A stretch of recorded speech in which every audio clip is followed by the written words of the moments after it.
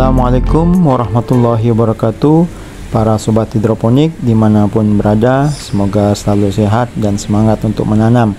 Kali ini kita akan berbagi cerita seberapakah perlu instalasi untuk peremajaan dalam proses berhidroponik.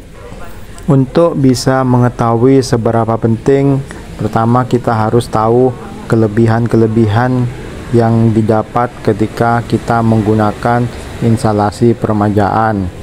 Adapun keuntungan yang kita dapatkan adalah menghemat tempat kita menanam, yang kedua mempercepat usia panen di tempat pembesaran, yang ketiga mengurangi pertumbuhan lumut di tempat pembesaran karena daunnya sudah menutup hampir area lubang sehingga matahari tidak bisa masuk. Yang keempat, sebagai seleksi dari bibit yang bagus yang akan kita besarkan. Dari beberapa keuntungan yang kita dapat, kita akan mendapatkan hasil panen dengan siklus yang lebih cepat, dengan tempat yang relatif tidak begitu luas. Dan yang tidak kalah pentingnya, kita bisa menghemat biaya pembuatan instalasi dibandingkan dengan tanpa instalasi peremajaan dengan target panen yang sama.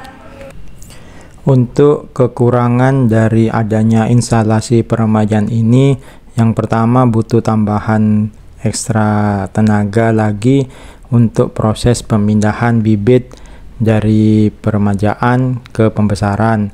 Dan yang kedua, kadangkala terlambat memindahkan bibit ke pembesaran membuat akar saling berhimpitan dan banyak yang putus. Dan yang ketiga, perlu adanya adaptasi lagi pada saat dipindah dari peremajaan ke pembesaran. Terus yang keempat, untuk bibit yang akarnya banyak seringkali roboh kalau tidak menggunakan net pot.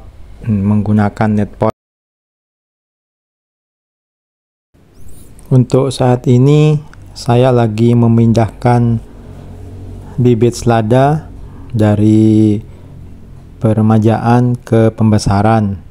Nanti kita lihat hasilnya seperti apa. Untuk bibit yang akarnya sudah banyak, sangat rawan sekali ketika dipindah ke pembesaran, karena ada seperti yang saya sampaikan tadi, kadang-kadang ada beberapa akar yang berhimpitan dan putus, dan itu sangat berisiko masuknya penyakit. Dan juga pada saat menempatkan di tempat pembesaran, kadang-kadang akar tidak sempurna. Jadi akar yang awalnya menyebar seperti ini, ternyata ketika di pembesaran kita pindahkan sedikit menggumpal, sehingga makanya seperti saya sebutkan tadi, seringkali roboh tanaman yang kita pindahkan. Ketika roboh, maka sebagian akar akan terangkat ke permukaan atas, dan ini ketika terkena sinar matahari langsung, akar yang terangkat ke atas tersebut akan mengering dan menyebabkan terganggunya pertumbuhan selada, pertumbuhan tanaman, karena sebagian akar tidak berfungsi sebagaimana mestinya. Dalam proses pemindahannya kita harus ekstra hati-hati karena akar sudah banyak. Jadi kita harus bisa memastikan semua bagian akar terendam. Tapi pada prakteknya kadang-kadang ada akar yang tidak bisa terendam sepenuhnya dan cenderung ke atas, dan seperti saya sebutkan tadi, ini salah satu yang bisa menyebabkan sebagian akar kering dan mati. Berbeda dengan akar yang jumlahnya masih sedikit, dia cenderung lebih stabil ketika ditempatkan di pembesaran. Jadi ketepatan waktu dalam memindahkan tanaman merupakan bagian yang penting untuk pertumbuhan tanaman selanjutnya. Baik itu sobat hidroponik, berbagai hal tentang penggunaan instalasi permajaan dalam berhidroponik. Tentunya kondisi dan situasi tempat teman-teman juga berbeda satu sama lainnya.